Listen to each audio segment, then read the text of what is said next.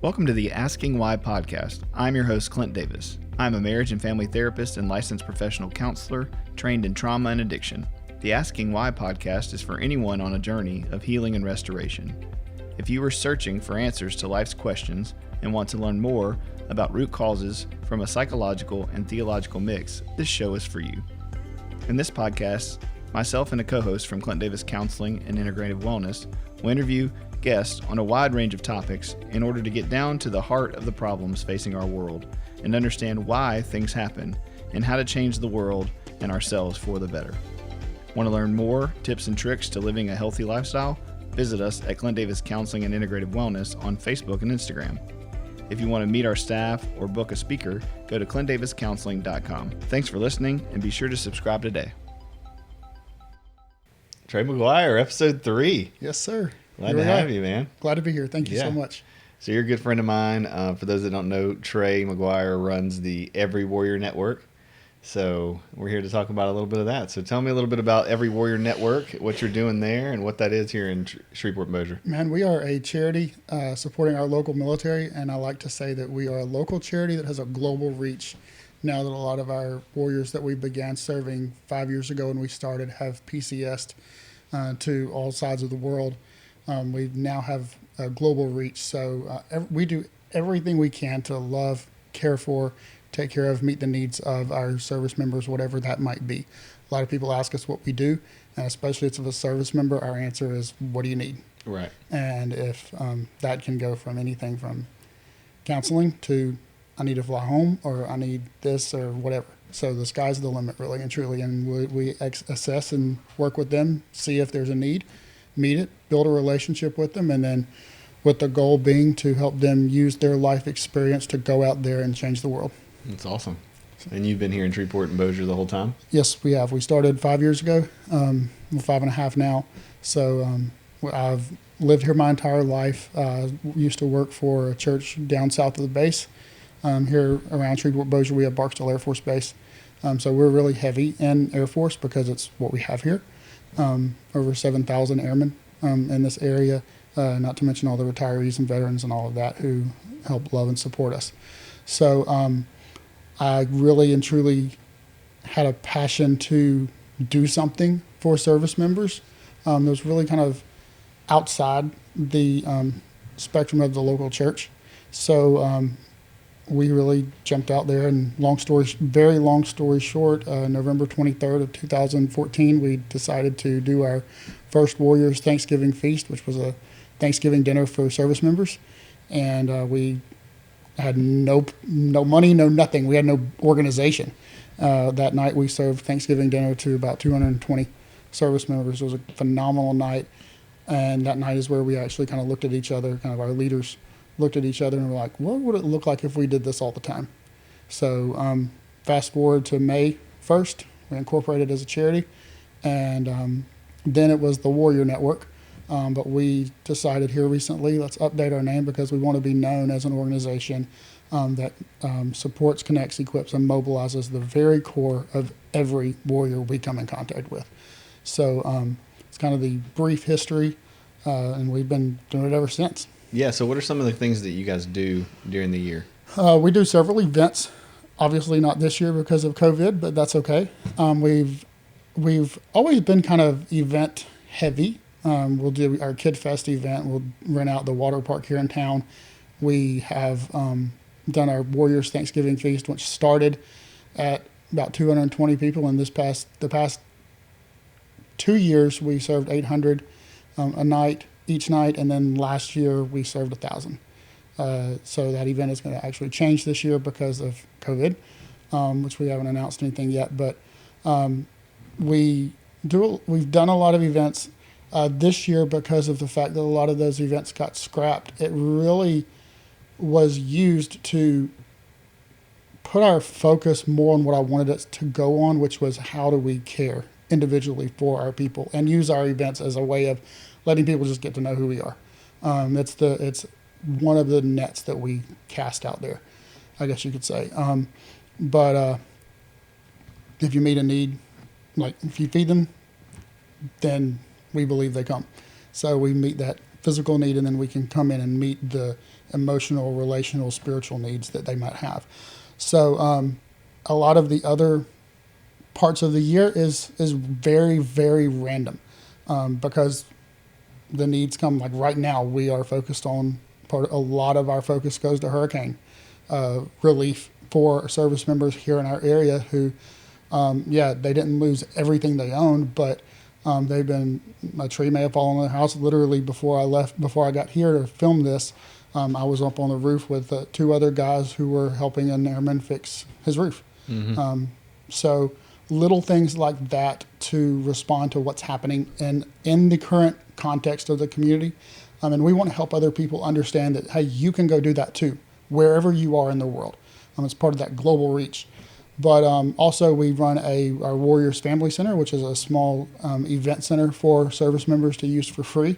If you're currently serving in the armed forces, you can use that facility to host your kid's birthday party or something like that. We have a lot of people who have supported to make that event center possible. It's where we house our offices, our programs, our Warrior Warehouse. We do a temporary household goods for military families moving to or from Shreveport-Bossier area because a lot of times the general public doesn't realize that when somebody PCSs, a lot of times their stuff goes before or after they leave. Mm-hmm. Could be a month.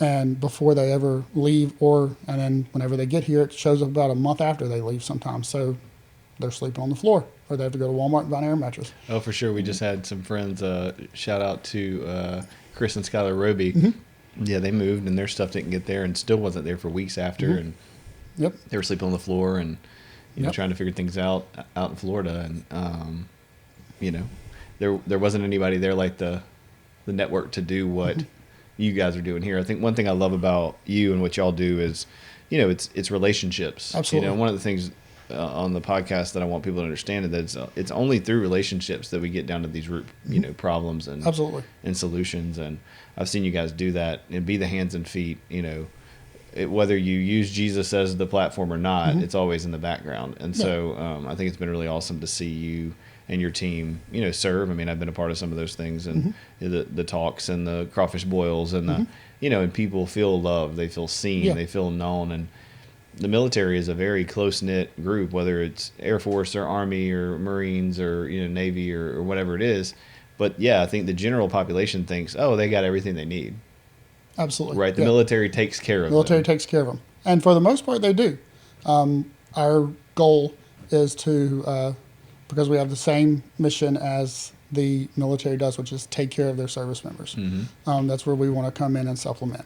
We don't want to take the place of what's already happening or what's going on. We want to supplement where we can and on a community level, let these guys, girls, families know that no matter what happens in their life, no matter what crisis they face, this is where their family is. Yeah, that's awesome, man. So what made you have this passion for the military specifically? I have no idea. Honestly, I was the young adult pastor at that church I served at, and I started just meeting a lot of young airmen there. And they became some of my closest friends to this day, 4 guys specifically. But I talk to them all the time. One right now is in Georgia, one's in California, one's in Guam, and the other lives in Texas. And none of them live here anymore, but they became family. So that is why I really believe that because of those relationships and because we realized that outside of the military, we were the only family they had, besides their family that lived in Georgia or Indiana or Alaska or somewhere else. Here, we were the only ones there. So we just took that as, hey, this is our responsibility. See a problem, meet it. So we decided to meet it. And I basically fell in love with serving airmen. And through that, that's expanded to every branch. And we get to be that family for them. And there's nothing that I love more, second to Jesus and my family and my closest friends, than being there in the middle of the worst moments of our service members' lives, only because people were there for me in my worst moments of my life. And that's how I learned what it looks like to walk through hell with somebody And I personally am living proof that you can actually do something with your life once you feel like you've totally screwed it up. Yeah, for sure, man. That's good stuff. So so in that same vein, what in the last, you said 4 years y'all been open? 5 years? Yeah, 5 years. You have been kind of face to face in some of the biggest like mental health issues, because as we know, and we're going to get into some statistics in a minute, but what do you think? What have you seen as far as being kind of the barriers, the issues with military and mental health? Number one, and it used to be true, but the military has worked really hard to kind of bridge those gaps, but I'm going to lose my career. If I'm not mentally stable, if something's wrong, I run the risk of losing my career. A lot of the people we serve work on a nuclear mission, so they have to be ready. They feel like, and now it's a stigma, but a lot of times they don't seek that help because of the fact that they're going to they believe that they will lose their career. Mm-hmm. We want to help end that stigma. A lot of times people just don't want to talk about it. They don't feel like they have anybody around them to talk about it. Their family life is imploding at home. They've got pressure. Really and truly, most of these guys that we serve, 19, 20, 21, sometimes this is their first place outside of home. They're young, married, might have a kid. Like we did when we were that age, we had no idea what we were doing. Right. Now they have no idea what they're doing with nobody around them to help them except some friends that have no idea what they're doing. So I believe that number one issue is I'm going to lose my career. Number two is I got a problem, but I'm just not going to deal with it. We see that all the time. Right, and that's it's everyday culture. Life. It's culture. Yeah, it doesn't matter if it's the military or if it's a doctor. It's just exacerbated because they don't have that sphere of influence. When it all does fall apart, they don't have the people there around them, and now they're scrambling, right? Because figure it out. Yeah, we've looked at the last, I think the last 4 years on social media. I've seen people doing push-ups, mm-hmm. right? The what is it, 22 challenge? 22 a day. Yeah, 22 veterans a day commit suicide. Yeah, and that hasn't changed. So that's the conversation I want to have a little bit of today. Mm-hmm. Is what is it about the military specifically, but suicide in general, that we as a culture just aren't talking about? I think that's one of the major issues, is that we're not talking about it. Right? We don't have a big discussion out publicly about suicide. It's almost like we're going to get it on us. Mm-hmm. But the reality is that it's the 10th leading cause of death in the United States. Mm-hmm. More than homicide. Right. Double more than homicide between the ages of, I think, 37 and 55. Right. So you have this huge population of people that are killing themselves more than they're killing other people. And then you narrow that down to the military, which is less than 2% of the population, and you have 22 and they have 22% or 22 of them a day killing themselves. And so, that's every 65 seconds mm-hmm. somebody in the military ends their life. Right. And a lot of times that statistic goes more towards veterans mm-hmm. who have separated. Our focus for the network, and while we serve and love veterans and all that, there's hundreds of organizations out here that take care of them. We always, as an organization, refer to those organizations if we can't meet that need. But on that 22 number, that really doesn't count what's happening inside those who are currently serving, active, guard, reserves, who are currently in the grind. Right. Yeah, not at all. And like most statistics, it's mm-hmm. what's reported. It's what's reported. It's what you catch. Mm-hmm. It doesn't count spouses. No. Or kids. Or kids. Yeah. Or, the homicide, they do have some of that statistics, but, mm-hmm. It's not included. Is it a murder-suicide, mm-hmm. Those type of things. So why do you think suicide is such a huge issue within the military? A lot of people, and it's true, put it on PTSD. 100% true. I 100% believe that PTSD is one of the leading causes of veteran and military suicide. However, what we don't talk about is what I said earlier of simply these guys just don't know how to adult. Mm-hmm. And they get overwhelmed. They don't know how to deal with life issues. A lot of times when there is a suicide attached to it is a family issue. That they didn't know how to deal with. And then they're left with a bunch of friends and stuff who are like, we never saw it coming. We didn't know what was going on. It's because it's a stigma of, I can't talk about it, or I'm not going to talk about it. I'm going to be labeled as crazy. I'm going to be labeled as something's wrong with me. Or So that's really where we want to work, is to end that stigma of the fact that you don't have to go it alone. You're not by yourself.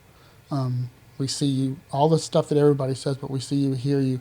But we want to actually make sure people know that we're there no matter what, and we've been there. So I don't know if that answered your question. No, it's fine. Yeah. So tell me a little bit about being there. What are some of the things you've seen, the last 4 or 5 years in these guys and ladies' lives that you've helped deal with from a suicide standpoint? From a suicide standpoint, are the facts accurate? I guess is the question. Oh yeah, the facts are accurate. I mean, it's there. PTSD is real. When we deal with PTSD, we usually I will talk to most people when it comes to a counseling issue or anything like that, and quickly refer right here, because we have a partnership that allows that, to where the network will cover 3 visits as they kind of feel out this process, because this is scary. Going to mental health on base is scary. Going to even see your first sergeant is scary. Totally understand. But we want to make sure that they know that they're not alone. We go with them. We help make sure that there's a friend with them. We help make sure that there's somebody who's taking care of them. We got a phone call at 6 o'clock in the morning one time, and I knew what it was the minute I got the phone call, and I answered it, and it was a buddy of mine who was he told me to take care of his dog and tell his parents he loved him. He was going to go find the nearest bridge and jump off of it. We were able to alert leadership. Basically, a massive manhunt went on for him, and one of his best friends found him and tackled him basically on a bridge, and went with him to mental health and with his first sergeant. And the level of care that he got through the entire process of recovery that led to recovery, which today he is recovering and he's doing great. That's a perfect picture. But we've had, a lot of times it's just that phone call, because you position yourself alongside somebody, of where you get a text message that you can read something into, or we build that relationship with them, and we're constantly checking on people. Man, how you doing? Hey, just making sure you know we love you. And then when it might be a year from now, but when life happens, and you'll find out when life happens, then now you've got an open door to help people not even get there. But we've seen several situations to where we've been able to either refer people here, get them straight to the hospital, which is okay, and really walk with them through it and not leave them just standing there and, hey, we're dropping you off here and we're done with it. Right. So yeah, you have the relationship ahead of time in most situations. A lot of times you do. And so you kind of know what to look out for. You know the signs. You know the symptoms. Yeah. So if we talk about that for a minute, so what have you seen are some of the kind of warning signs for suicide? In the military world, there's not a lot, because they are good at masking. But and you really don't know until you get that phone call, and you just pray to God that they pick up the phone and they call you. A lot of times it happens in the middle of some sort of situation. So people post their world on social media. If you don't want me to know what's going on in your life, don't post on social media. But I'm not afraid to fire off a message, make a phone call. Hey, how are you? What's going on? So a lot of times it's proactive. And I think that's how we need to be in life. When somebody sees there's a situation, instead of texting, hey, or instead of commenting, hey, I'm praying for you, pick up the phone, send a text message, let somebody know that, hey, you've been through that situation. Exactly what happened with us. We had a baby premature. We posted it on social media that we were going in the next day to have her, and we were in the middle of an emergency. And within about 10 minutes, I had people from some of whom I haven't talked to in years, messaged me saying, "Hey Trey, been there. Let's talk. Here's kind of what to expect. Here's what's going to happen. Let's kind of, if you need me, I'm here." But they let me know that they had been in that situation. Couldn't do anything for me right then at that moment, but just letting me know that I wasn't alone. And I actually did take them up on the offer, some of them, to actually go sit and have a conversation while my little girl was in the hospital. That meant the world, and that was huge, proactive. So a lot of things, you look at signs, you look at all this stuff. Sometimes you don't see signs. Sometimes you just have to be proactive and walk deep in the lives of either one or two people or 100 or 200 people to the best of your ability. And when something catastrophic happens in their life, press in. Don't barge in like a bull in a china closet, but just press in.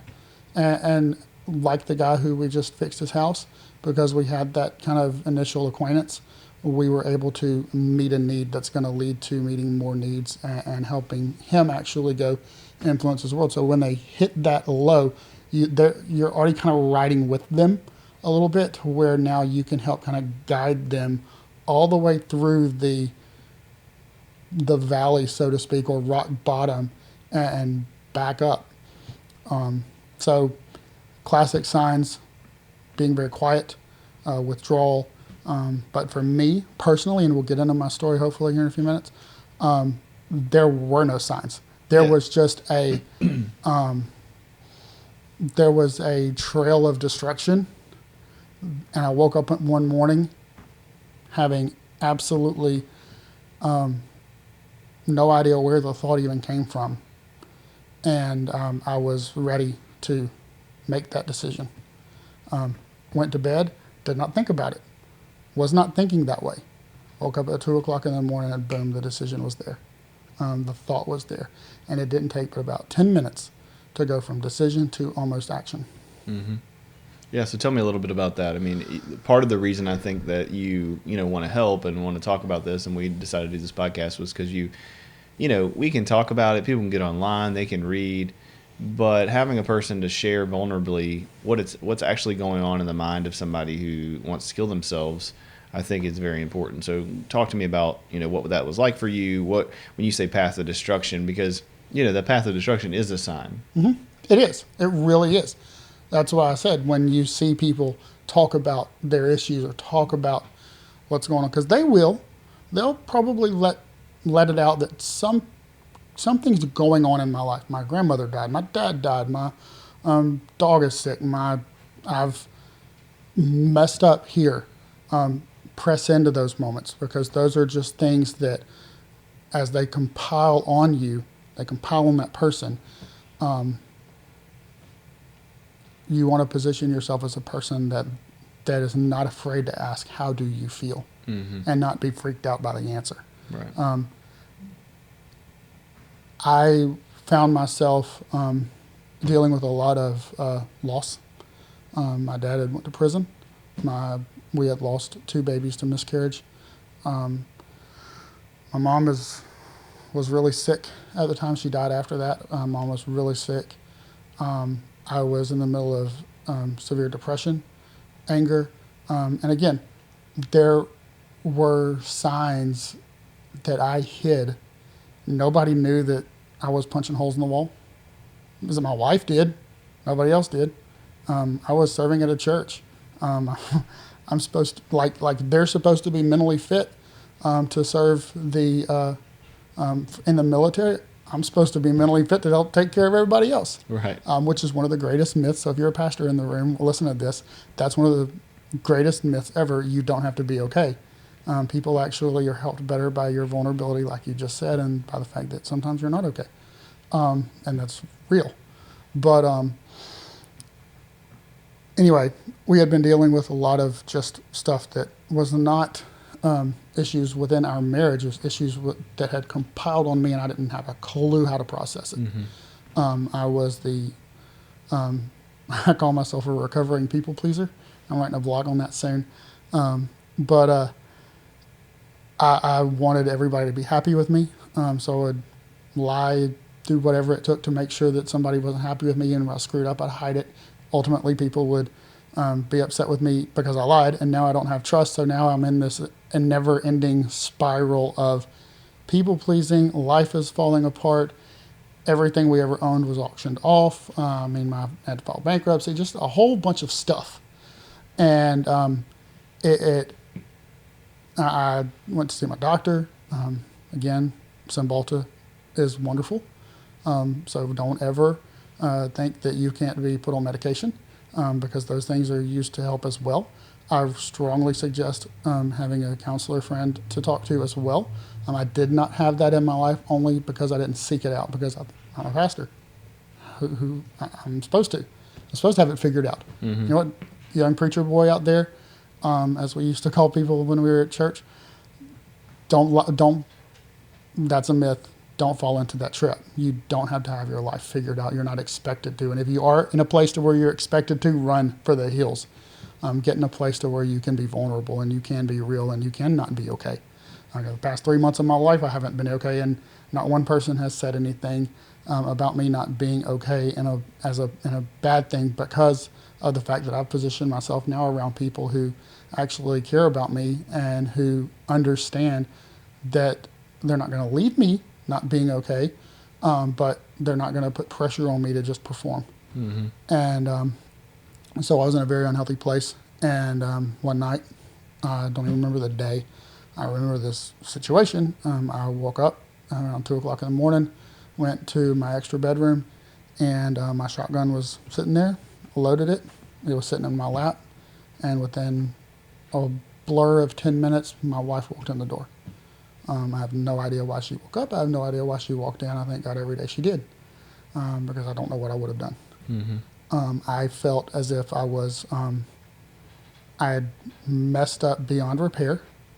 There's a song called Warren by 10th Avenue North. I texted my wife a little while before this situation. I said, if you want to know how I feel, listen to this song. Mm-hmm. And she did, and she replied back, I'm sitting here in tears because I had no idea how you really felt. And one of the lines is, I'm tired, I'm worn. And I was exhausted. I was tired of wearing the mask, Mm-hmm. of everything's okay. And then when the mask fell off, it fell off bad. And it started falling off in front of more people, and it became this to where now I'm embarrassed because I'm creating drama for myself, Mm-hmm. if that makes sense. Yeah, so shame. Yes, shame. You're exactly right. Shame. I was ashamed of the way I was acting, Mm-hmm. but I couldn't stop it. Couldn't help it. I was mad. I was angry. I was mad at anything. My wife got the brunt of it. My coworkers got the next brunt of it.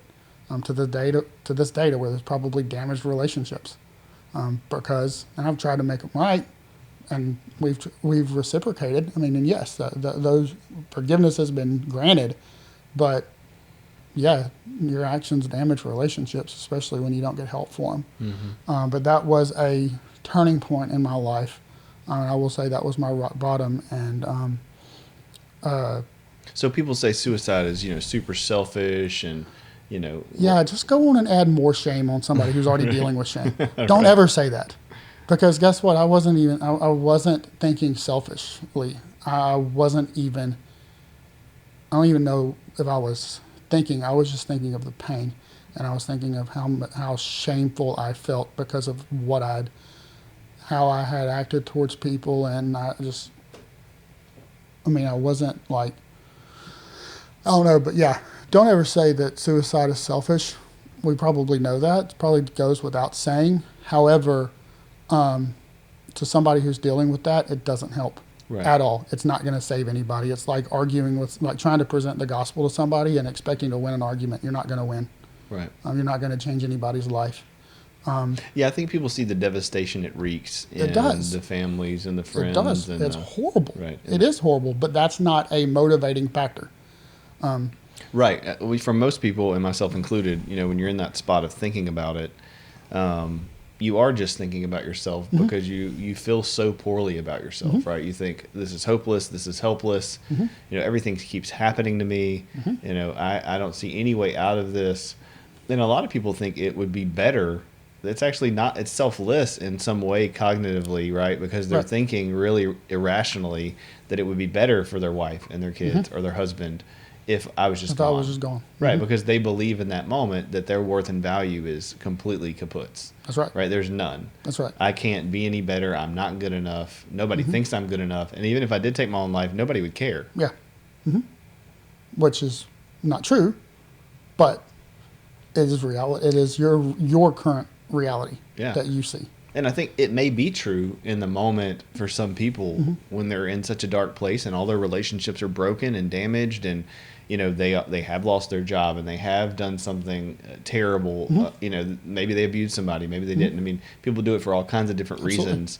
But the reality is that that's still isolated within that one moment in that one series of events.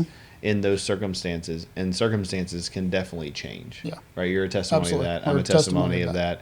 Lots of people who are walking around, if they're honest, are a testimony of, I was a mess and super unhealthy, and I never thought this moment would change. And now 5 years later, like, I can't believe that I'm here and I have kids and I'm able to do those things. It's why we coined the phrase "influence your world" through the network. You'll see that everywhere. Influence your world.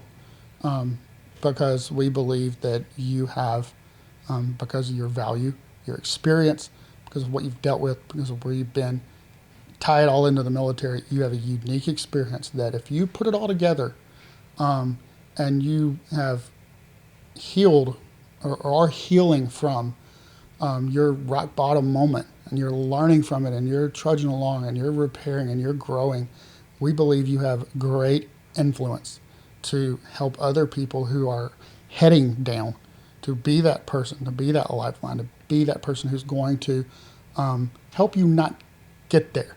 I don't say suicide prevention. I want to just change the culture where, number one, it's not taboo to talk about, like we talked about at the beginning. It's okay to talk about it. It's okay to say, yeah, you know what, I've been there, done that. Yeah, it's actually one of the myths that if you talk about suicide, it's more likely for it to happen. Right. So a lot of times people will think someone's suicidal or think someone is having problems, and they'll avoid and not talk about it because they don't want to put it in their head. Right? It's like a lot of parents say, if I talk to my kid about sex, he's going to want to do it. It's like, your kid wants to have sex anyway. Yeah. Like it's already in their head, But it's actually true that if you say suicide or kill yourself, it actually reduces the likelihood that somebody will do it because you make it real. You make it real to them, and you let them know that, hey, I'm watching you. You let them know, okay, oh, wow, somebody does see where I am. Again, we want to have so many levels of care around people that they don't even get there. And if a conversation, if suicide is at midnight, and a conversation at 11 o'clock at night happens, and I or somebody else says, hey, how do you feel mentally? Are you suicidal? Whatever their response is, doesn't matter. You've let them know that you see them, and you see that, hey, you may be there, and you know what, it's okay. It's okay. I need you to be honest with me. Which is combating that cognitive lie that they're not loved. Yep. You're not loved. And a lot of times we don't have a clue what to do when somebody says, yes, I'm struggling, or yes, I want to end my life, or yes, I don't want to live, or I've got a plan or anything. And I firmly believe that just like my wife didn't do anything. She didn't panic. My wife is strong. She did not leave me alone. She did not let me sulk. She did not let me just stay there and wallow, but she didn't panic. She didn't call the pastor. She didn't take me to the hospital. She didn't oh my gosh. She sat there, and we sat there, and we talked, and we cried, and we went to bed, and we got up the next morning, and we started trudging through. All right, here's life. We set some parameters. We started healing, and that is what my wife used to tell me. And marriage is this one of the things that I love telling people, and I love seeing when it clicks. Tiff used to tell me through all of my anger, I'm not your enemy. That moment is where I learned it, because I learned that I could do anything, and she was not going to go anywhere. Right. No matter how much I tried to push, no matter how angry I was, no matter how much I yelled, screamed, cussed, whatever. I, in that moment, she proved that she wasn't against me. I don't even know if that's the right word for what I'm looking for, but that she was beside me no matter what. And she had it, because that is probably the hardest moment of anybody's life, is when you get to the place where you just don't want to live anymore. Yeah, and I don't know if it's that people don't want to live. It's that Right. they don't want to be where they're They don't at. want to be where they're at. They don't want to be where they're at. Yeah. And they see no other way except how to get around that mountain. Right. There's no way to get around the mountain. It's too much work. Because I think people want connection. Mm-hmm. I mean, that's really what they're dying for. And somehow the buildup of the years and the years and the years have brought so much disconnection and so much heartache and so much, disbelief in themselves, disbelief in God, disbelief in others that, I mean, what's the point? Absolutely. Right? And so it's not that people are like, I don't want to be here. I think most people who commit suicide do want to be there. They're looking for it. And so, yeah, we're going to go over some steps at the end to help them find some connection, some connection points and some steps to, if somebody's out there listening and they're having somebody that's suicidal in their life, that they can, actually go, okay, here's some practice steps. Because for you, luckily, it was your wife who you had trust and intimacy and connection. And, and even though you had all those things, that's the other myth, right, is that people who have it all together don't commit suicide. Absolutely right. Right. And I mean, I can tell you over the last year of having some anxiety and some issues going on, I haven't wanted to take my life or gotten to the point where I was going to, but the thought definitely crossed my mind. Like, I just want this to be over with. Like, what's the point? And when you're depressed or you're anxious and these intrusive thoughts are happening. I mean, I remember early on after Afghanistan and Katrina, I had significant intrusive thoughts every day. I couldn't focus. I couldn't have a party or go to a friend's house or enjoy a time without something kind of flittering in and being like, oh, gotcha, and it was this kind of all or nothing mentality. And I got to a point where I was like, I'd rather that just be over with. Like, you don't see any way out. And if this is going to be the rest of my life, then what's the point? What's the point? Yeah. And I think people call that weak. People say a bunch of negative things about it. But the reality is those of us who have been through very traumatic events and who have gotten in that state of heartache and shame and pain, you would never say that to anybody Absolutely else. Not. No, absolutely not. You just kind of want to be there. And a lot of times that situation doesn't require much talking. They just need somebody beside you, beside them. And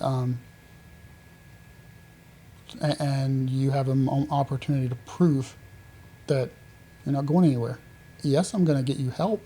Yeah, we're going to get help. We wound up in this office with one of your counselors. So yeah, you're going to get help, but you don't have to go it alone.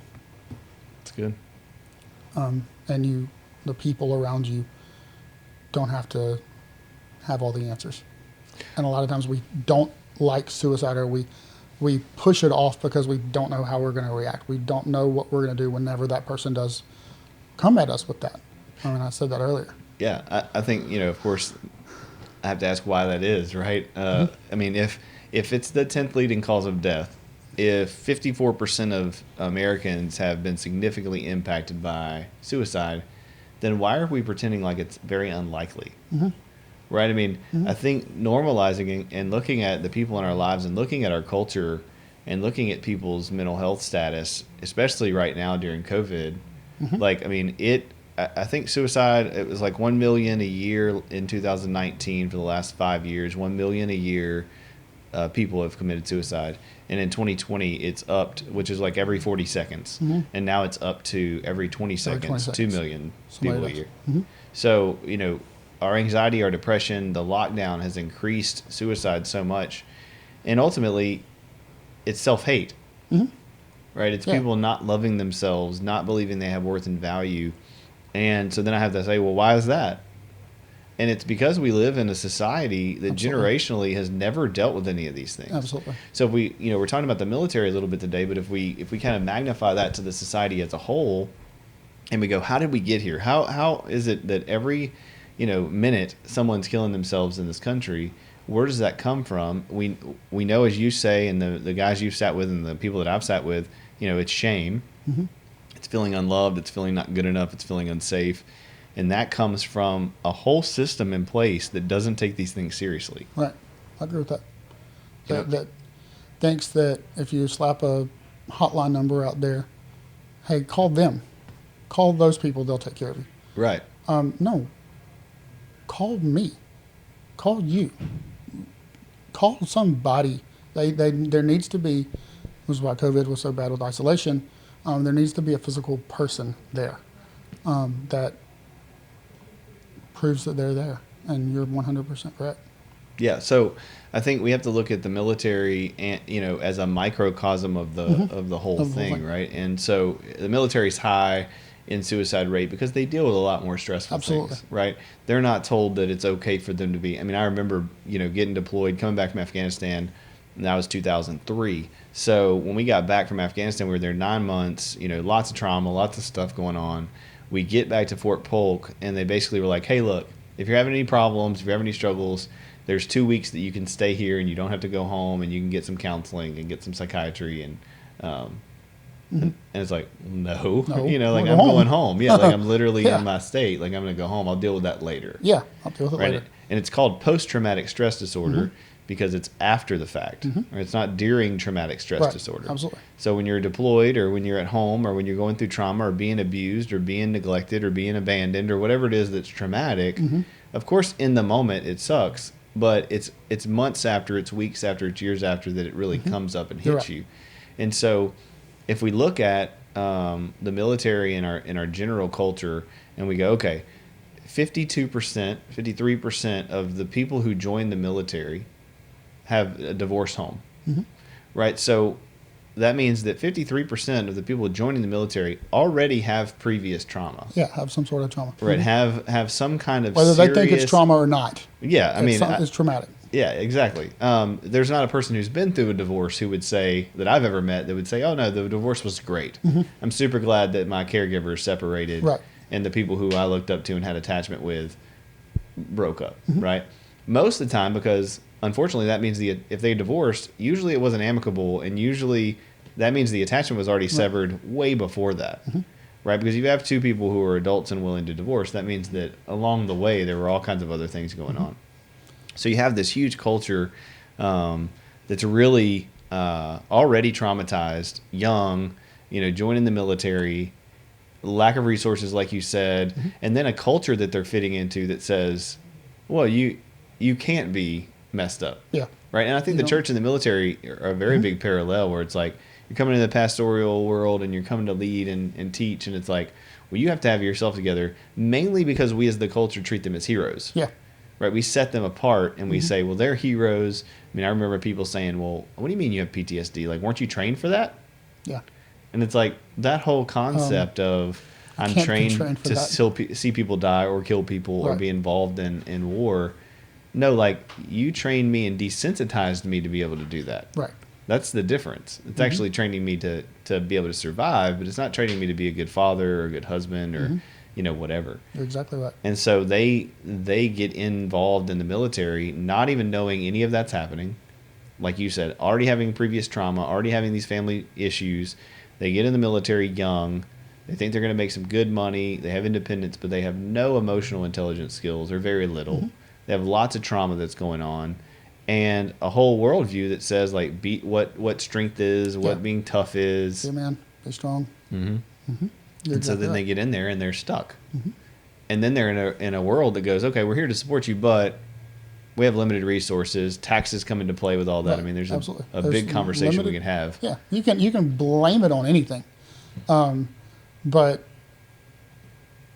yeah, I mean the whole another part that think about is we hit on it a little bit, but when you say you're by yourself, a lot of people think, oh my gosh, I'm by myself. I don't have a support system. I'm by myself. I can do what I want. Absolutely. Especially for a 21-year-old kid who can go downtown and do whatever he wants. Yep, making good money, making good income, steady. And then that person begins to make a series of questionable choices, and now a year later, 2 years later, or whatever, he's dealing with the consequences of those choices that he or she made, and now they find themselves alone, now trying to clean up their mess. Right. Which is the story you were telling, right? Which is the story I was telling. Yeah, and it's the thing that I want people to understand is finding blame is kind of pointless. Looking at root causes is super important. Right. Because if we're going to change this whole 22 a day for the last 4 years, which isn't changing, No. that's because we're treating symptoms. You know, we're doing fundraisers and we're you know, giving talks and we're doing things. And we're waiting on that person to go to the hospital, waiting on them to reach out, we're waiting on them to make a phone call, we're waiting on them to get there. I want, like I said, I want to have so much level of care to where, all right, this year we had X amount of suicides at Barksdale, or X amount of suicides at Minot, or X amount at Fort Hood, or whatever, wherever you want to go.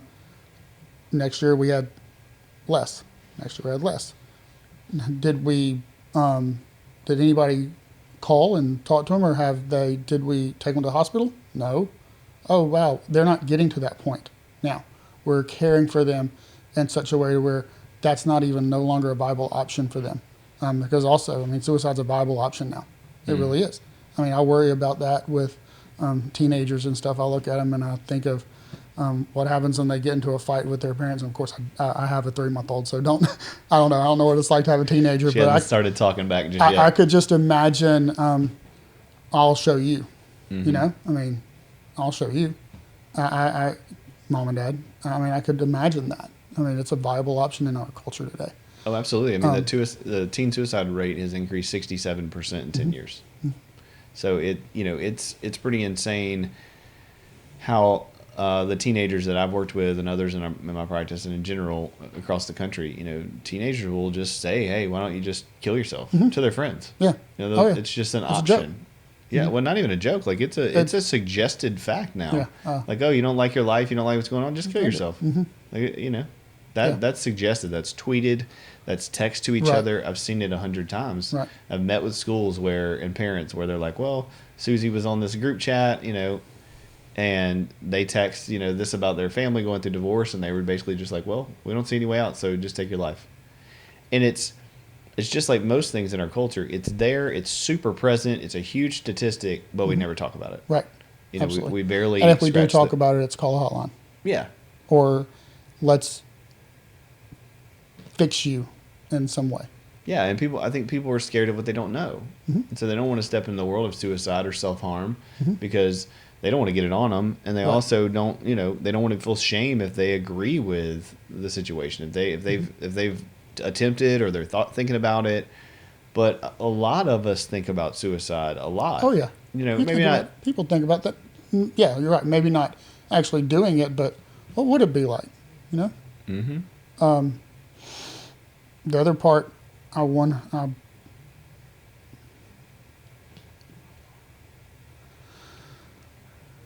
believe that people are afraid of, like that they'll get it on them. What am I going to do if this person actually does it? Right. So how do I invest in this person's life? Right. And then have to deal with the fallout if I couldn't stop them from doing Absolutely. it? Yeah. And that's the other thing. What thing. if they tell me? Am I responsible? Yeah. No. No, right. I mean, that's the thing that people need to hear is that you're not responsible for someone else's actions. A lot of times when people commit suicide, you know, the loved ones that are left behind are left to look back and think, what could I have done differently? Could I have held them longer? Should I have been a better dad? Should I have been a better spouse? Should I have been a better mother? And the reality is like it's partly true. Yes, you could have been.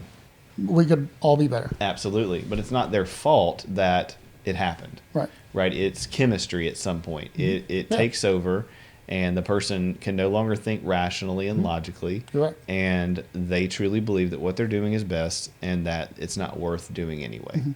And so, you know, for people out there listening that have lost someone to suicide, it isn't your fault. Right. And the grief that you feel and the pain that you feel for losing that person, it's real. We all, like I said, 54% of us have had somebody, have had buddies in the last 2 years, military guys who have taken their life, and it's terrible. And, you know, I've had that thought like, man, should I have called him more? Should I text him more? Should I went to his house and checked on him? Maybe. Does that still mean that it's my fault and my responsibility? Yeah. Maybe a little bit. Would that have stopped him? Yeah. Would that have stopped him? You'll never know because know. There's a million cases, and every case has to be a case-by-case basis. Right? Every person's story when it comes to suicide is totally different. How much chemistry it is, how much character it is, how much, you know, were you set up with your family history and your trauma? Once it happens, picking up the pieces is all we can do. Yeah. It's finding ways that we don't end up in that same space, right? Because it's a cycle. Now you feel not good enough, and you feel unworthy, and you feel, unloved because you allowed, quote unquote, this thing to happen. Mm-hmm. And now you're down the spiral, right, isolated and alone and ashamed, and we see that in a lot of teenagers, that one kid will kill themselves, and then a bunch will happen all over the place, and it's because we don't know what to do when it happens. We don't control the situation. We don't educate. We don't talk about it. We don't make the implicit explicit and really start dealing with the situation at the school or at the office or wherever it is that happens. You're exactly right. My best friend had no idea. Nobody, my wife had no idea.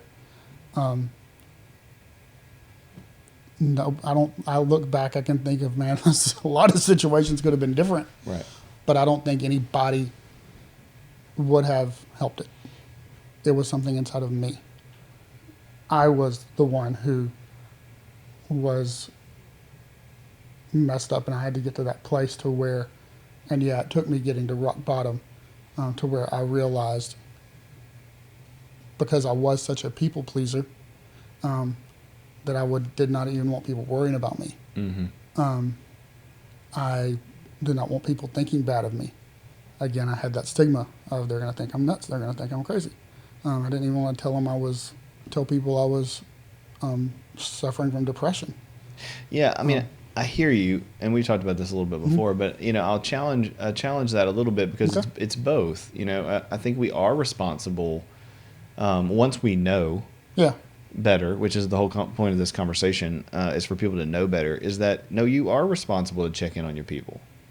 You are responsible to not put your head in the sand. You are. And be so focused on your own pain and your own issues that it's not worth digging and asking. For you being, a 2 on the Enneagram, and, being a big helper and wanting to help people, like, people have to not let you do that. Mm-hmm.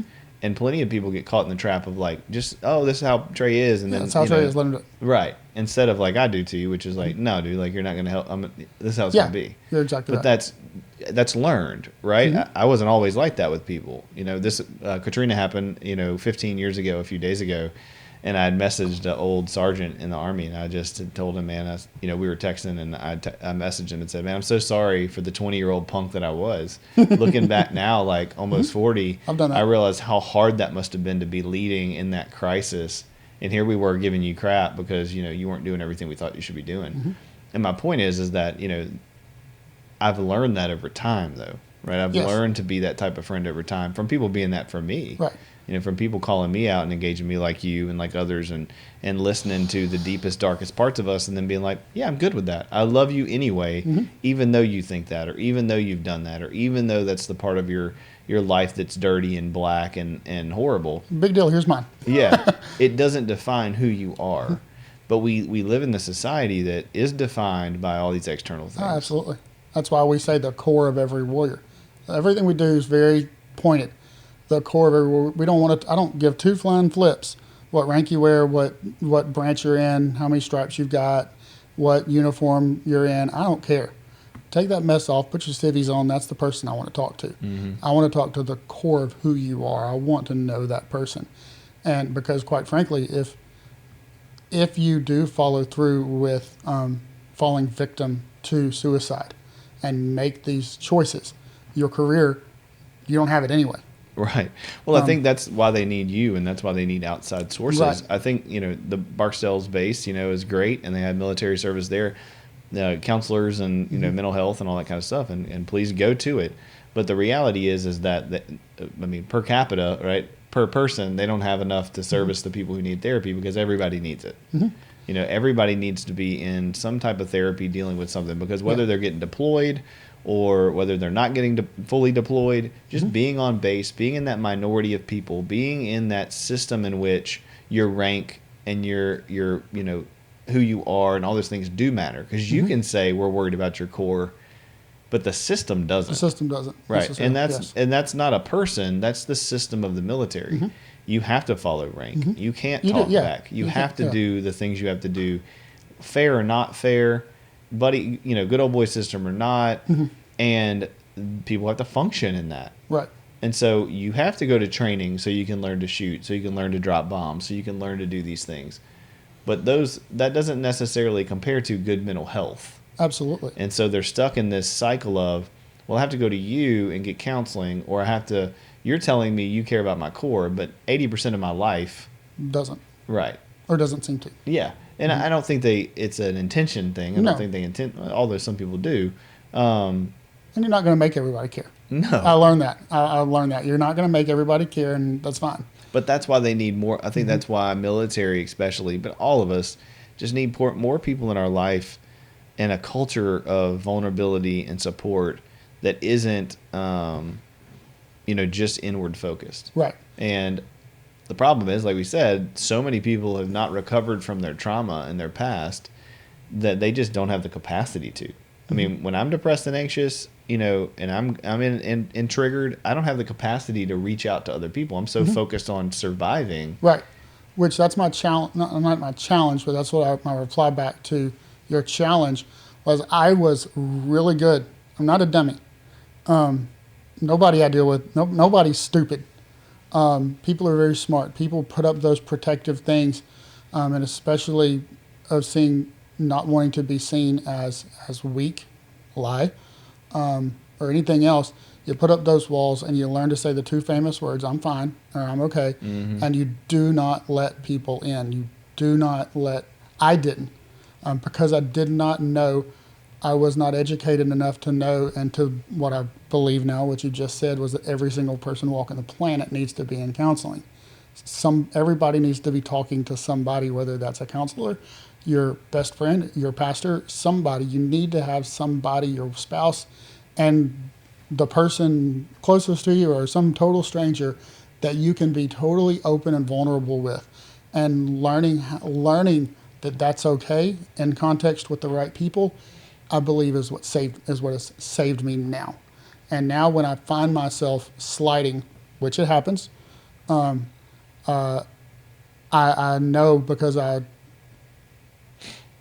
had people who pressed into my life, who taught me what it looked like to put people better than me around me, people smarter than me, people where I wasn't the only leader, I wasn't the only guy who was.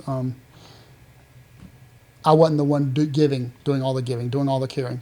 I've now put, and people have forced their way, i.e. you, into my life, and have made me realize that, you know what, no matter what, these core people, they really do have me. And it took learning that through experience. And that's what if nothing more, we want to help people understand that, to learn that experiential, not just by saying it. We want them to learn it by experience. That's why when, like I said a second ago, when somebody posts, hey, I'm going through this problem on social media, I'm praying for you, I'm praying for you, I'm praying for you. That's great. Go pray for them. Please go pray for them. Don't just say I'm praying for you and don't pray. Go pray for them. Fire off a text message. Call them. Put yourself beside them. Position yourself beside them. They may reciprocate, they may not. But you've let them know, hey, I see what's going on, and you're not by yourself. Absolutely. And that, I believe, all of that little of a marketing brain. It takes at least 10 impressions before somebody actually goes and clicks on a website. So a billboard, ad on social media, an ad on TV, an ad in an article. It takes 10 things to show Clint Davis Counseling or every Warrior Network before somebody actually goes and actually looks at the resource or the product or something like that, on average. Same thing, really and truly, when it deals with people. It takes a lot sometimes, and it takes consistency for people to really begin to understand, okay, that person may actually just care about me. They may not want anything from me. Yeah, I mean, you're talking about grace, because, loving somebody in that way gracefully without any agenda is rare. Yeah, and it's scandalous. I mean, people people have never experienced that from their own parents. So how could you, Trey McGuire, rando dude saying hey to me in Target, really care about me? Right? How could you really want to spend time? So what would be your answer for that? A lot of times, rando dude in Target is not who I'm supposed to be caring about. God has put you right there in the middle of your circle of influence, and if those people don't know, it's like I tell people I wish we told more people who want to go into the mission field. They want to go serve in Africa. What have you done here? What have you done in Shreveport, Bossier? One thing with hurricane relief, we haven't packed up and went down to South Louisiana. We've got airmen right here who's got trees in their houses. A lot of people have, praise God, but they've also left an impact here. You're not going to care for people outside of your circle of influence until you make sure that sphere of influence around you knows that you give a crap about them and knows that you also are willing to let them care about you. So don't go searching for that new person. Make sure your spouse, make sure your best friends, make sure your coworkers, make sure that you have created a community around you of the people who are in your everyday rhythm of life. And if those people are not people that you want to be, go find new people. But I think that's key, though. It's a great point, Trey, because there are people out there, and people listening to this, who feel like the people in their sphere of influence in their circle, they don't trust. And so that's where therapy comes in. It is. I think people don't understand that counseling is a place where people can go. And I mean, even though people talk about therapy all the time, and as I'm saying it, I'm like, oh, people know therapy is good. It's like, no, there's still a huge population who are like, oh, I don't need that, or that's not for me, or whatever. And it's like, well, if the problem is you don't trust anybody in your environment enough to tell them your deep, dark secrets, then you may have to go pay someone who's trained to, so that you can practice. Absolutely. Because what you're saying with the whole, seeing 10 things, it's like, yeah, that's building neuropathways. And neuropathways are these things in our brains that help us to have instinctual automatic responses. And when you've been traumatized, and when you've had abuse, and when you've had abandonment, neglect, and all the things, divorce, conflict, then you don't have a neuropathway that says, hey, when people are close to me, I should open up. Absolutely. You have a neuropathway that says, don't tell anybody anything, or you're going to die. So then when you let that build and build and build and get to the point of having suicidal thoughts, you already have a worldview that says being vulnerable is stupid and risky and dangerous. And now I don't love myself and care about myself, but neither does anybody else, and I'm done.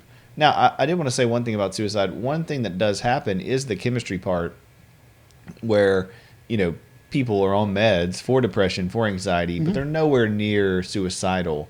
But they take the wrong thing, or they get their meds off, and things just spiral really quickly. They wake up the next day and they had switched something that they were taking, and then, that's it. Right. And, those things are unfortunate, and they're terrible, but those are also very rare, right? I mean, in comparison to the whole. But if you're in that situation, give yourself time. Absolutely. If you are going through medicine changes, been there, done that. Tiff will tell you there was one, they changed me from one med to another, and I literally sat there in my house and cried. I called my doctor. I'm like, I can't take this stuff. After my wife told me you can't take this stuff. I'm like, I just sat there for days. I'm like, she's like, what's wrong with you? I'm like, I don't know. I'm just hyper emotional. I could not take it. So they swapped me back to whatever. But take the time that it takes to make sure that you are mentally healthy, and you are the one who has to fight for that. You will fight for my mental health not only as much as I will. Does that make sense? Absolutely. And but you're going to fight even more as you see me fighting for it. Yeah, and you have the right to do that. If you're out there struggling and you feel like, man, I'm so lazy, or I can't get this together, there's no way I can take a week off of work. Yes, you can. Yeah, you can. Because you'll look back on life, and that week off of work, or that inpatient you did for 30 days, or whatever it is, whatever the cost is for that program, whatever the time it is, whatever the view of people around you, it's worth your life. Right. It is worth your life. And if you're around people who are going to view you negatively for having that inpatient or that time off, then you need to, I know as hard as it is, put new people around you. One of the things that I had to do in my life was change a lot of things. I had to change people around me. I had to change atmospheres around me. And it wasn't fault of them. It was toxic on me. And I had to learn, and people helped me understand that. And I found myself the one place where I didn't want to be, which was sitting in an office in a new job by myself. And that was the best place I could have been, because in that moment, I learned a lot about myself. God taught me a lot about myself, and God taught me to depend on a few people instead of me being the person that everybody depended on. Mm-hmm. I love it when I get to help people. Don't get me wrong. I love it when I don't want people depending on me. But I love getting to be that person that walks with people through their darkest. It's where I thrive. It's one of the things I wake up for. Give me somebody's messy life, and you know what? I want to help you through it. And that's what I believe God put me here on this planet for, because people walked into my messy life and helped me with it. And several of those people today don't even know everything that happened. They were there. And I can pick up the phone today, and it is as if nothing ever happened. So on the flip side of healing, of growth, as you continue to, and as you go around the circle and hit new trajectories and all that stuff, you find yourself, you find yourself not nearly worried about what are people going to think, Mm-hmm. or how is this going to affect me long term. Those things, while they're gigantic roadblocks right there in front of the mountain that you feel like you've got to move,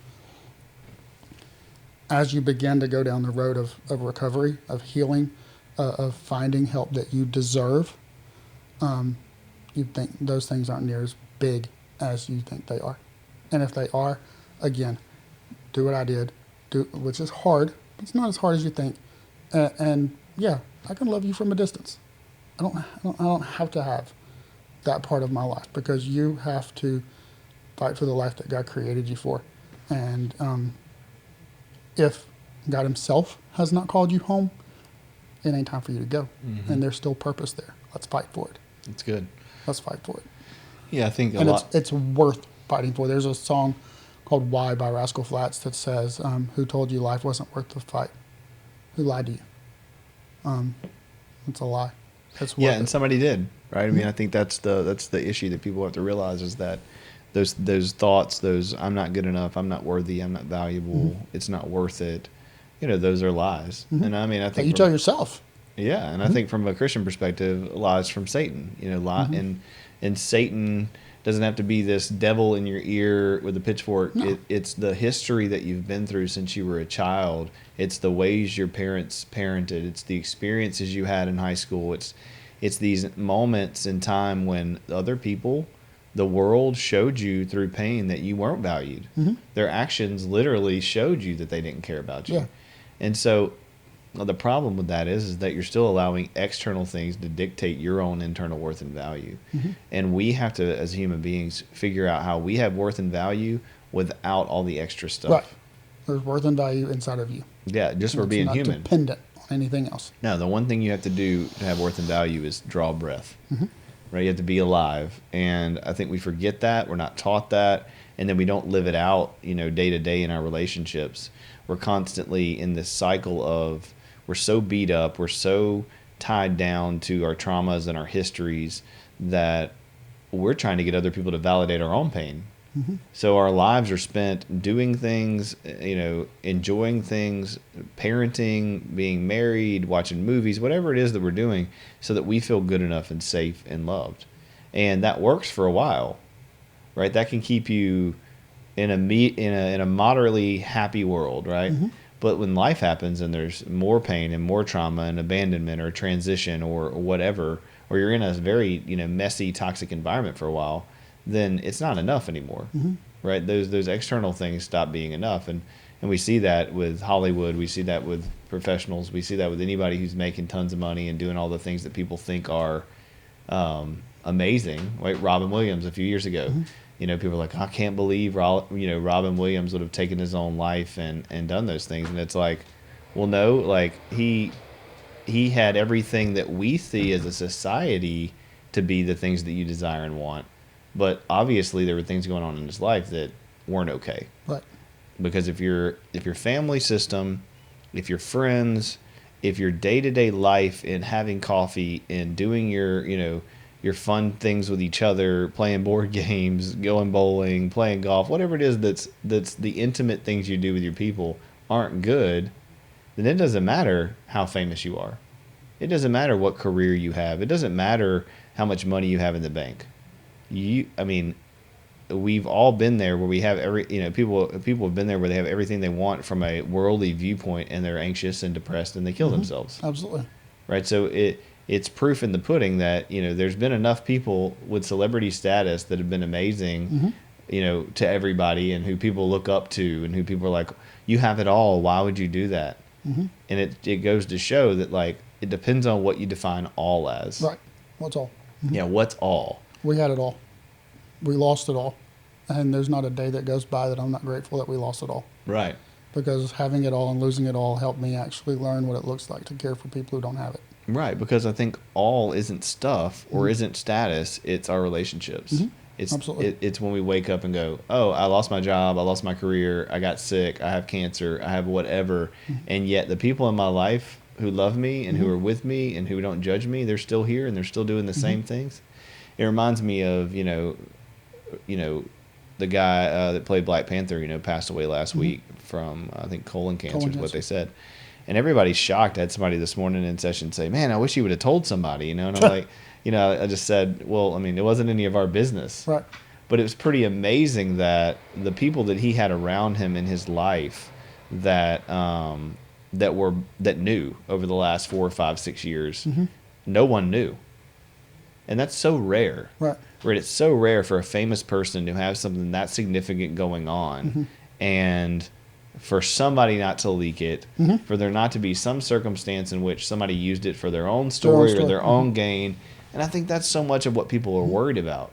Right. Right. Is that they're stuck in a situation where they don't trust people. Yeah. I don't trust anybody. Right. And if I tell somebody, they're going to go blab it, and it's going to, yeah. Right. And they may be right. You may be right out there. If you're listening to this and you're like, yeah, that's my life, you may be right.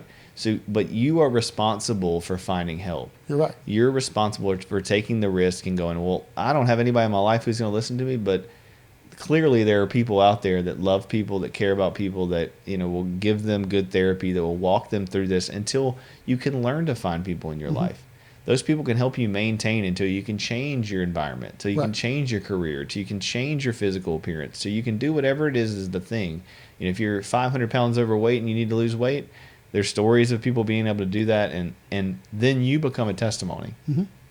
Right? You become that person like us who sits and goes, yeah, I'm still a mess. I'm a work in progress. I could easily be suicidal next week probably if I keep, doing the wrong things. If I dwell on it. Right. And yet I'm choosing to put these things in place and not these.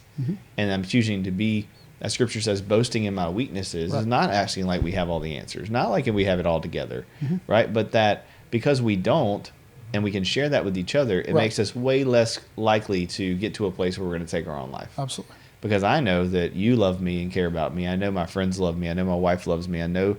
And how do I know that? Because I've experienced it. Yeah, you experience it. And the only way that I can love someone is to be vulnerable. You can't hold a shield up protecting yourself and connect with someone at the same time. Because you're not helping anybody. No, you may think you're helping them by not letting them see all of you. It's not. No, and that's and real safe people want to see all of you. They do. The safe people around you, they want that level of emotional and relational intimacy, and they deserve that. Absolutely. You deserve that.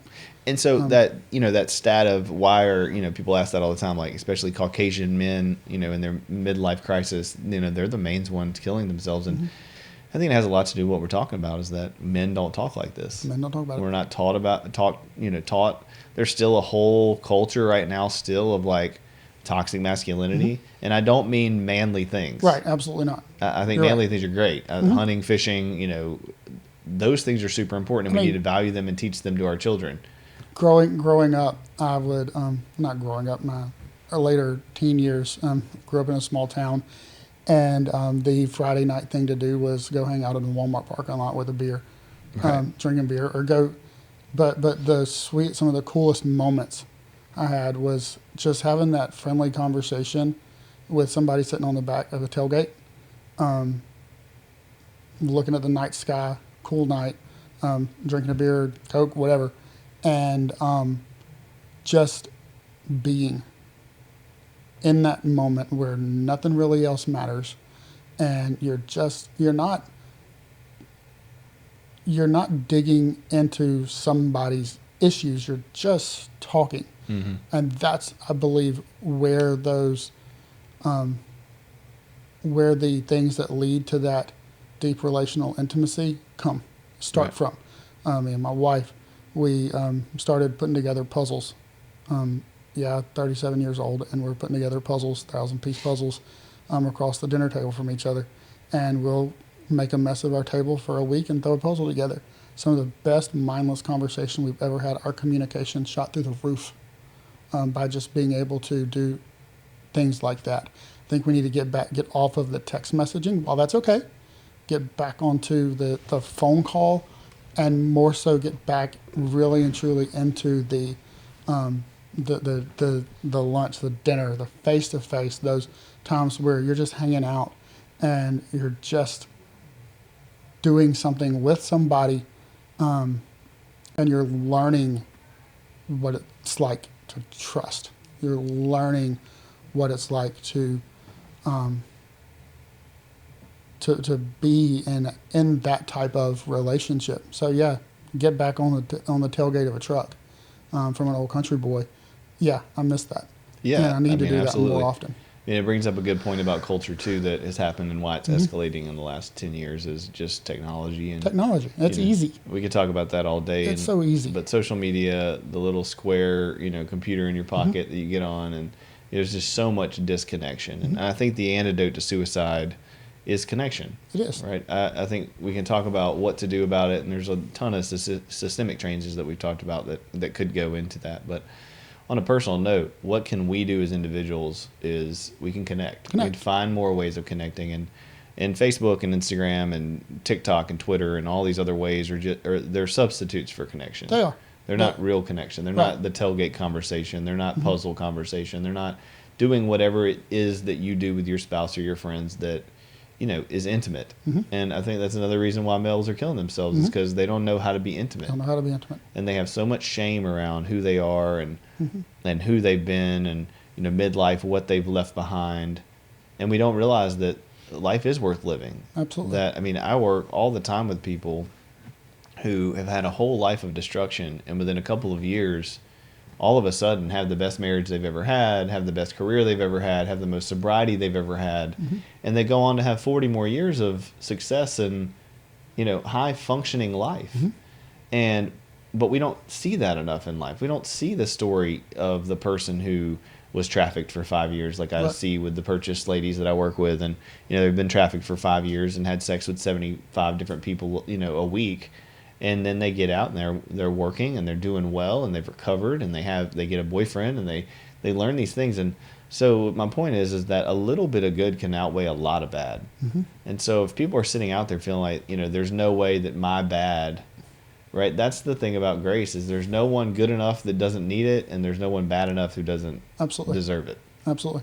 And when you've experienced grace, whether that be through spiritual or through relational, when you've experienced grace, it's a lot easier to continue experiencing it. It's a lot easier to give it as well.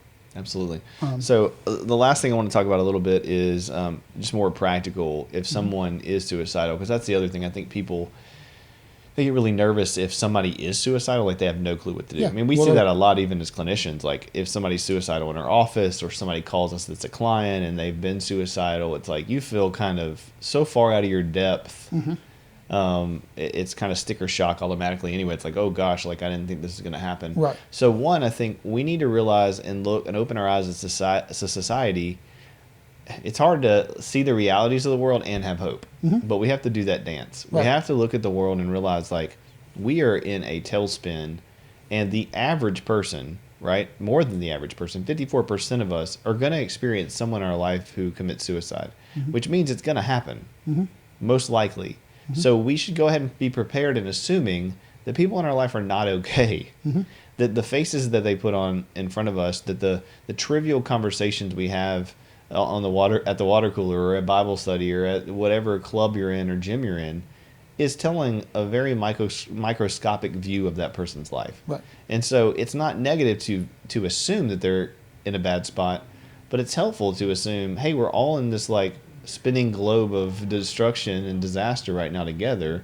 So I'm going to be there for you and lean into you and ask you hard questions, mm-hmm. even though it's uncomfortable. Mm-hmm. I'm going to push just a little bit, not mm-hmm. too much, but just a little bit to when you say, hey, how's your day going? And they're like, oh, great. And it's like, well, is it? Yeah.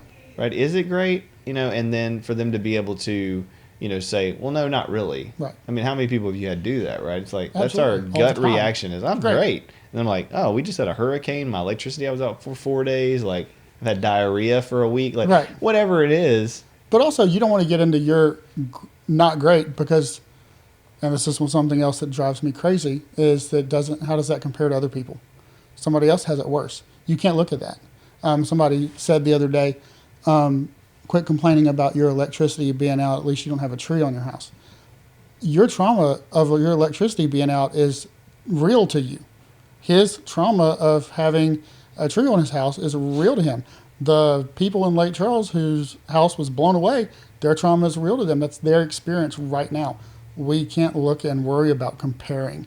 But that's all social media is. You're exactly right. We're getting neurologically trained to just compare ourselves mm-hmm. constantly. Which is why a lot of times we reply with, I'm fine. Especially if the person you're talking to, that they're going through it. My dad died a couple weeks ago. I actually had somebody tell me, man, I'm not worried about me. Okay, great. But it helps me telling me what's going on in your world. Well, let's just both be worried about each other, Let's be worried about each other. Like that happened a lot. We had 3 miscarriages since October this mm-hmm. year or last year. And, mm-hmm. It's the same thing. Like people were pregnant and mm-hmm. I saw them, at church and they like turned from me. Yes. And like didn't say anything to me. And I knew they knew we had the miscarriages. So mm-hmm. they were trying to quote unquote protect me from like. I didn't know what to do with you for a little bit. Right. I mean, if I'm being honest, but I also know how that feels. Mm-hmm. I also know that I don't want people shying away from me whenever they have something that they should be happy about, but just because I lost it. Right. And it's like, no, I'm super excited for you that you're pregnant. That's awesome. That has nothing to do with my pain. Yeah. But we have to learn that, right? Mm-hmm. We have to get to a place where it's like, hey, I got to stop myself. I got to filter through what I'm thinking and my pain and go, it's okay for me to be in pain and have joy for you at the same time. And those things are possible. Yeah. 2 truths can happen at the same time. Somebody told me a story the other day. A girl actually had a baby and it died of SIDS. And somebody else at one point in time, they got pregnant, they had their baby, and they totally disconnected their relationship mm-hmm. Because they didn't want to hurt her.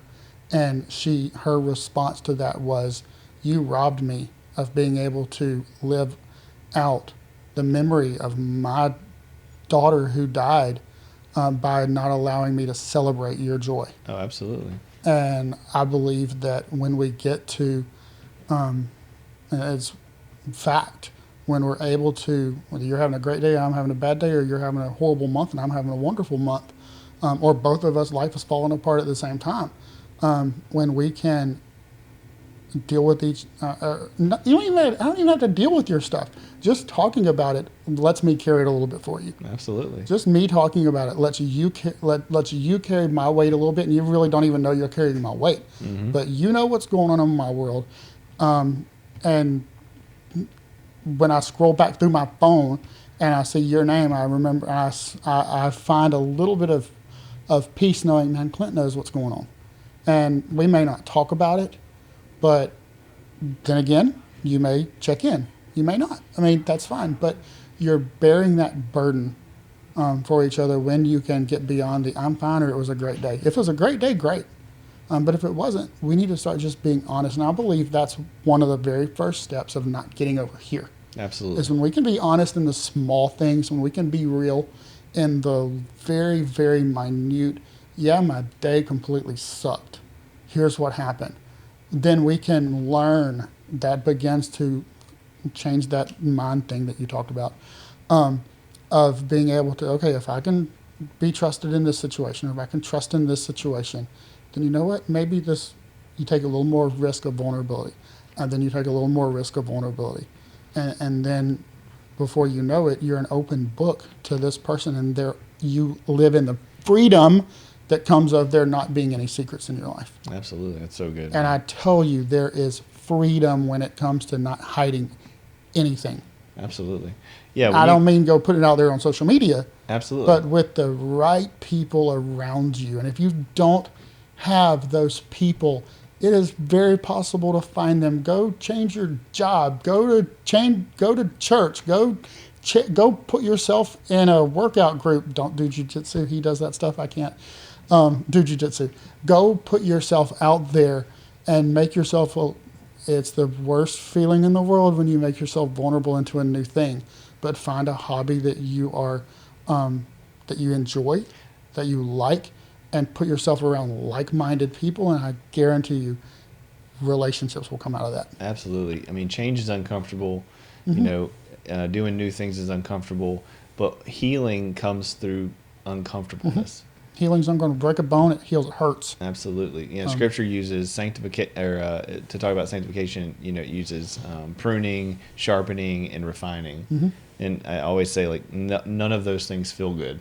No. You're cutting things off, you're burning things off, and you're scraping things until they're sharper. Like, I wish it was a day at the spa that gets you sanctified and closer to Jesus, but it's usually painful things. And putting yourself out there and being vulnerable with somebody and kind of waiting for the shoe to drop is scary, but it is the answer. So let's end with going through kind of, now this comes from assist training. If you haven't ever had this training, it's great. I would tell you what it stands for, but you can Google it. It is for suicide prevention. And so the first step, like if somebody's suicidal, so, this is all great to talk about it, but what happens if you get in a situation where somebody is actively suicidal, they call you or you call them, or there's something up, and they say, I just don't feel like being here right now, or they're giving you all the signs. So the first thing you want to do is you want to do what they say is explore. And I want you to think about, as you're going through this with Tiffany and as you've gone through this with other people, right, is you want to explore what's going on, right? How much is death a thought process in their life? Is this a death conversation? Is this a suicide conversation? Or is this just, I'm tired, I don't want to be here, and I want out? Are they really deep down in their past, right? In what has happened to them, what traumas that they've experienced, what past abuses and things that they suffered? And then lastly, are they alone? Right? So that's kind of the first part of the assessment, is you got to explore, are they, thinking about suicide? Is this stuff from the past? And then are they by themselves? And so then you want to immediately then ask, are you suicidal? Because I think one of the issues is, like we talked about earlier, is using the word suicide, using the word kill yourself is super helpful. But saying, are you going to hurt yourself, isn't. Mm-hmm.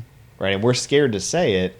But when you say to somebody, are you going to hurt yourself? You think about hurting yourself? They're like, nope. It ain't going to hurt one bit for me to take these 50 pills and go to sleep. Sure. I'm not going to feel a thing. They have this cognitive thing where they can lie to themselves and lie to you, and you're not bringing it into the room. You're also showing them that you're scared. Mm-hmm. So we want to come in confident, even if you're scared to death. And I've been in the situation, in the back of my head, I'm nervous as a cat. But at the end of the day, I'm like, you got to present yourself as ready, which is why knowing these things and practicing it and being prepared in a world where 54% of us are going to have to deal with it is probably pretty smart. Mm-hmm. So ask, are you suicidal? The next thing, which is really uncomfortable for people, but is the best thing you can do, and I'm going to nerd out and explain why it is to listen and understand. Right? So you ask them, they're down in the dumps, and what we do, and we'll hear this on a lot of my podcasts, is talk about how the brain works. So the right brain is emotions, is feelings, is irrational thinking. The left brain is logic, black and white thinking. What we tend to do in these moments, right, is we walk in, somebody's suicidal, and they're telling you all these things that are not true. I'm unloved, I'm not worthy, I'm not good enough, my job's going to end, my divorce is going to end, I'm a terrible father, whatever it is, right? And our first instinct is to do what? Tell them they're not. Yeah, you try to convince them they're not. I'm going to tell you, no, you're a great dad. No, this job's going to be fine. You're going to be fine. And what that does is that speaks to their left brain, which is turned off, and it jacks their right brain up times 10. And so you want to be able to talk to that right brain and validate, listen, say, oh man, tell me more about that. Because if you're on the phone with them, if you're in their presence, right, if they're not alone anymore, they're not killing themselves actively. Right. So if we're sitting on the couch and you say you're suicidal and there's no gun in your hand, there's no pill that you just swallowed, you have time. And I think people get kind of freaked out because they feel like they have this like limited time to have this conversation. Mm-hmm. But the reality is like, as long as no one's actively killing themselves on the edge of a bridge, whatever, you've got some time. And even on the edge of a bridge, you've got some time because they haven't jumped for a reason. Mm-hmm. If you're sitting with a person and they're not dead, they want to be alive. Mm-hmm. So they want you to talk them into it, but they don't want you to invalidate them and trigger them and tell them stuff that you're going to talk them into, like we said earlier. Yeah. So you want to validate. You want to say, wow, I can see based on the pain you're in, based on what your dad did, based on what you did, how you'd want to kill yourself. Right. I can see that. If I were you, I'd feel the same way. And you want to spend some time listening and understanding and helping them feel heard and known and supported. And that's going to calm their right brain down, right? That's going to calm that right, irrational, everything is gone, all or nothing thinking. It's going to calm them down a little bit. And then you can start to connect, right? Then you can start to use logic. And what you want to do is what they call like the lifeline and the grounding. You want to bring them to the present. You want to bring them to things in their life like, hey, our relationship, man, like I'm here for you because I love you and care about you. So I can see why you would feel like that's not the case and it's not enough. But factually, I'm here right now, and I'll be with you moving forward, and we're going to figure this out together. And I'm at your rock bottom. Yeah. I mean, you're ugly. Absolutely. This is ugly. It's messy. And I love you. Yeah. And so you do the lifeline, you get in the present, you bring them back to the present, because most people's crisis, right, is in the past or the future, right? But when you're in the present, you're grounded. You can deal with things a lot better. So one of those ways is getting them to name 5 things in the room. Mm-hmm. Another way is to get them to use all 5 of their senses. I put a video out about that last week when Katrina was happening. I was super triggered that morning, and so I just had to go around my bedroom and like name some stuff, sit down and feel the sheets, smell the air, drink some coffee, like get me in the present instead of back in my Katrina memories and instead of what's this hurricane going to do. Right. I had to bring myself to right now. I'm in control of now. Happiness is found now. Joy is found now. Peace is found now. It's not found in the past. It's not found in the present. So then if you can get them disconnected from that and you see that they're engaging, you want to make, that's the point of like making a safety plan, right? You want to move into, okay, we've had all these conversations. We've validated you. We've made you feel safe and secure. We've grounded you. You've told me that you don't want to do it and that that you see some positivity. You see some things going on. So now who's your safest person, right? Who can we have, if not me, who can you have in your life that's going to be with you for the next 48 to 72 hours, which is about the window that we want to have for people to make sure that they're not committing suicide after. And then obviously you want to make sure that, they have whatever the plan was. So one thing about suicide is if a person just says, I don't want to be here anymore, you're okay, right? It's not super risky. You want to talk about it, you want to do all these same steps, but you don't have to be as crisis driven. But if they're there and they have a bottle of their dad's pills or they have a shotgun and they're like, hey, I'm going to get my dad's car, I'm going to drive it off this bridge, then we have to get rid of those circumstances. Mm-hmm. Typically, they won't go find another one. Right. It takes a lot of energy. I've heard a lot of people say like, man, it took me so much energy to hang myself, or it took so much energy for me to finally get to that bridge or that, whatever it was. Mm-hmm. When it all got taken away, I didn't have the energy left to come up with another plan, right, another circumstance. And so we have to take away whatever it is that we have from them, right? Whether it's a knife or whatever. And then lastly, we have to have a follow-up plan. So a follow-up care plan. We have to make sure that we show them, hey, you got somebody here. And then a couple of days, each day, I'm going to text you, I'm going to call you, right, I'm going to come engage, I'm going to bring you some food. I'm going to spend the next week showing you that it's not just I was there in the moment, I just did that because I felt bad or because of whatever, narcissistic reason on my end. I actually am concerned and want to keep going and keep walking this out with you. I'm going to get you to the therapist. Hey, I'll go with you to that first session if you don't want to go. Absolutely. I'll pay for the first session. I'm going to meet with your pastor. I'm going to meet with your, I'm going to go with you to see the first sergeant. Absolutely. I'm going to go with you to mental health. I'm going to go with you to those things. I can't go in their room, but I'm going to sit outside and wait on you. I'm going to be there waiting on you after it's all said and done.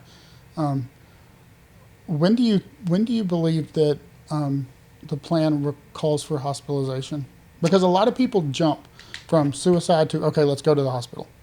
Let's get you to the hospital. And it's because they don't know these steps. Right. And it's because they don't understand that, okay, this is not a time to panic. Mm-hmm. And because of our love for people that we have, when they tell us that they are thinking these things, we don't want them to feel these ways. We want to save their life. That's the only way I know how to do it. Well, I think that's a key point is we want to take away people's pain, and that's impossible. Mm-hmm.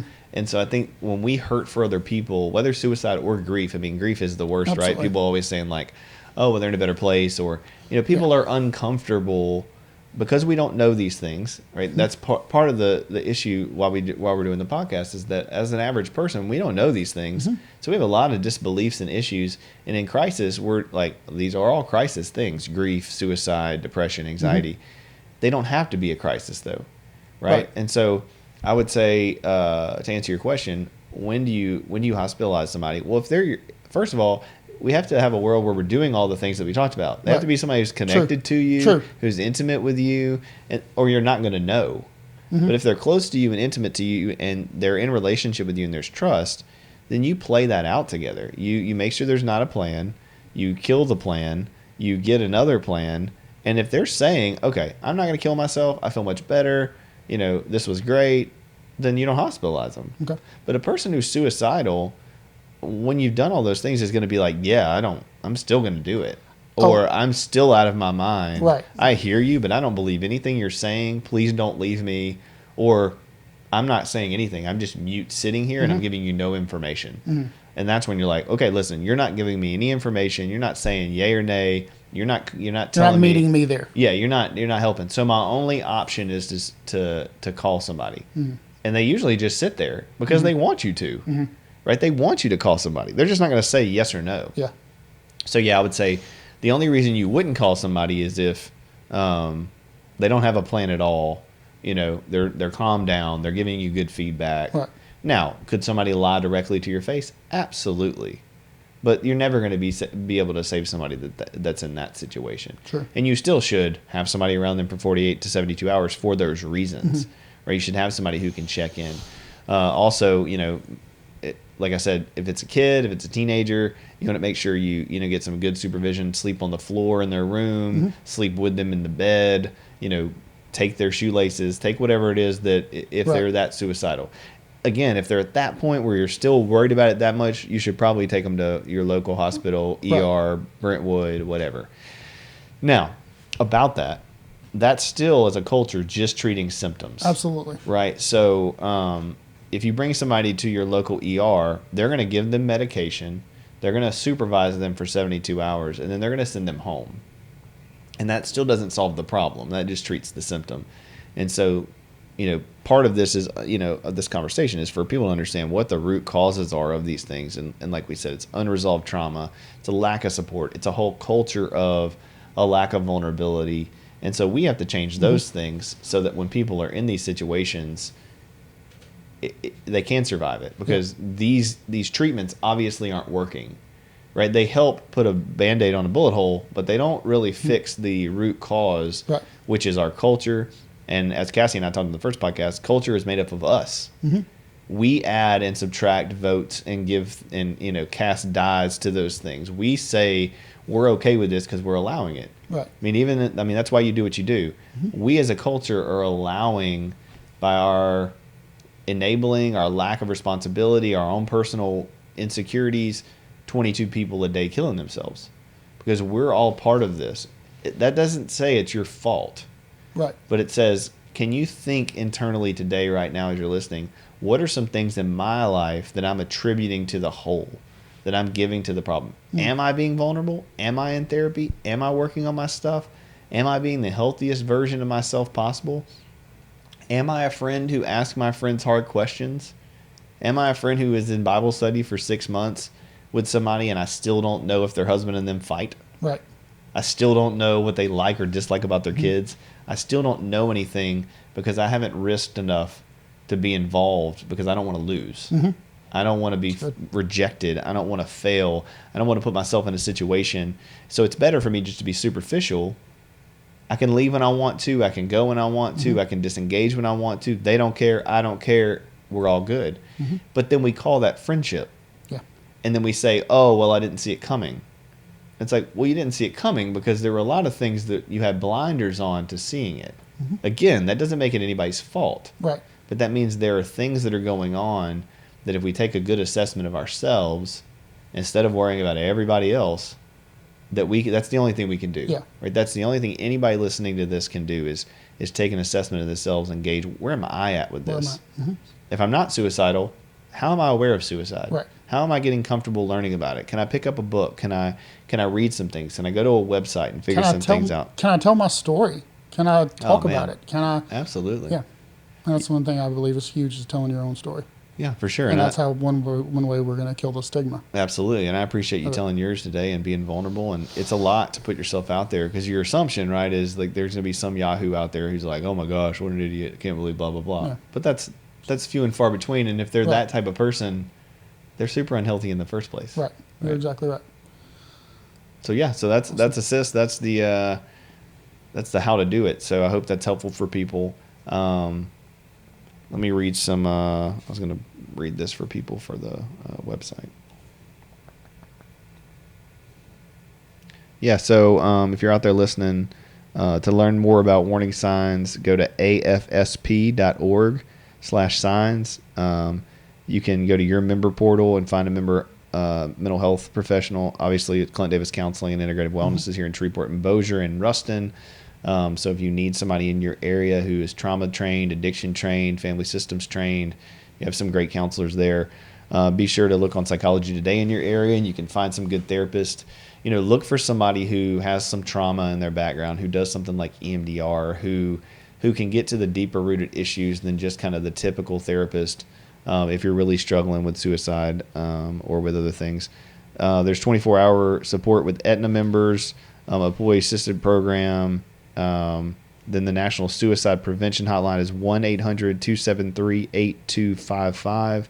Or you can text TALK, T-A-L-K, to 741-741. And there's a trained crisis counselor that can do that. And then obviously, and that's 24/7. And then 911 obviously is an emergency number that anybody can call. And on that, in the military culture, you have the Veterans Crisis Line. And then you have your resources that are readily available to you inside of whatever branch or installation you're stationed at. So find somebody that you can go with. Go talk to your first sergeant. Go talk to someone at mental health. Go fight for yourself. And you use those resources. If you need external resources, come to us. If you want to talk to somebody outside of the walls of the base, come talk to us. Go talk to your chaplain on base. They are 100% confidential. Go talk to your chaplain. And they do not have to, it doesn't even have to be a religious conversation. So maybe you're listening to this and you're not religious at all. Go talk to your chaplain. You can.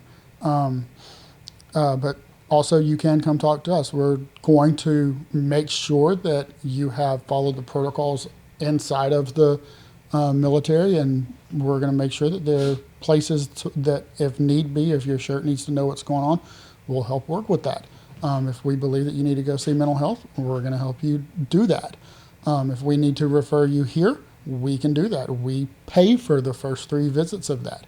And so that's stuff that you don't need to worry about, and you have those excuses of what are people going to think? I don't have the resources or all that.